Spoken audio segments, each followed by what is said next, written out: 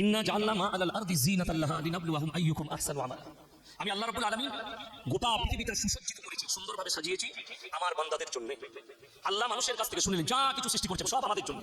আল্লাহ মানুষকে কেন সৃষ্টি করলেন? মানুষকে আল্লাহ সৃষ্টি করলেন নিজের ইবাদতের জন্য। বলুন সুবহানাল্লাহ। আল্লাহ সব নিয়ামত দিয়েছেন, আল্লাহ কিন্তু মানুষের কাছ থেকে একটা জিনিস চেয়েছেন, ভালো আমল। ভালো আমলটা যারা করে নিয়ে আসবে কামিয়াব। তো ভালো আমল কাকে বলে এই বিস্তারিত আলোচনা করব। ভালো আমল করতে গেলে সর্বপ্রথম আপনাকে ইসলামের মধ্যে দাখিল হতে হবে।